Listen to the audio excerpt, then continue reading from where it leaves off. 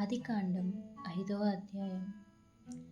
ఆదాము వంశావళి గ్రంథము ఇది.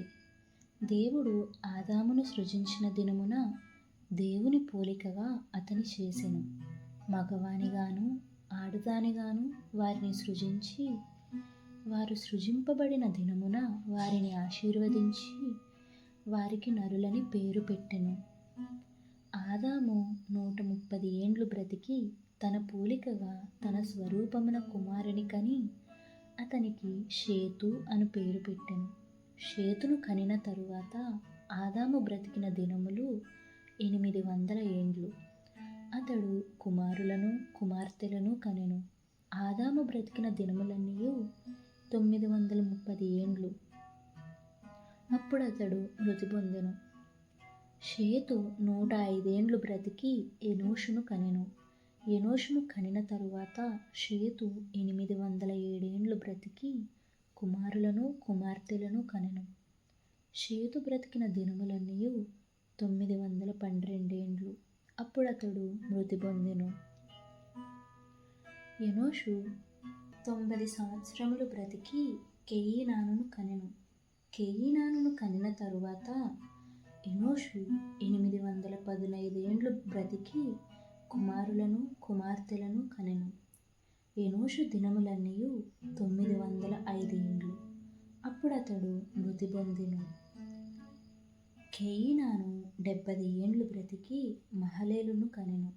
మహలేలును కనిన తరువాత కేయినాను 840 ఏండ్లు బ్రతికి కుమారులను కుమార్తెలను కనెను.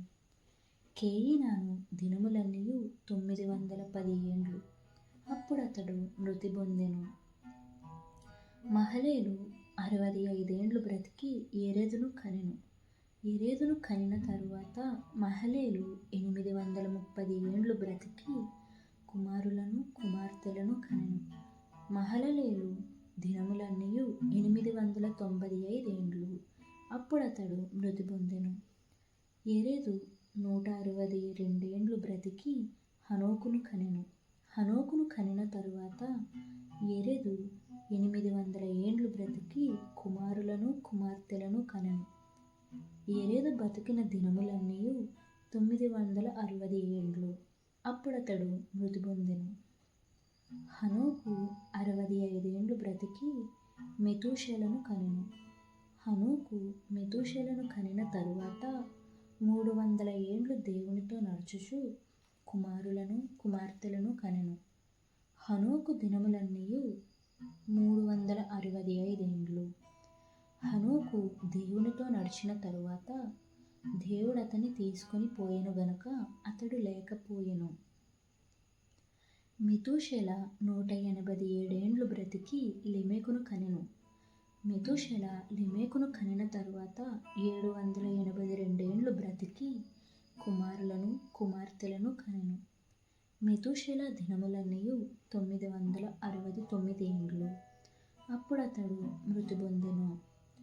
లెమెకు 182 ఏండ్లు బ్రతికి ఒక కుమారుని కని, భూమిని యెహోవా శపించినందువలన కలిగిన మన చేతుల కష్టము విషయములోను మన పని విషయములోను ఇతడు మనకి నెమ్మది కలుగజేయుననుకొని అతనికి నోవాహు అని పేరు పెట్టెను.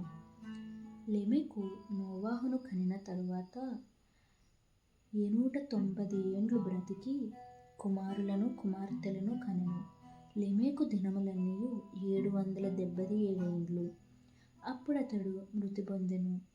నోవాహు 500 ఏండ్లు గలవాడై షేమును హామును యాపేతును కనెను. ఆమేన్.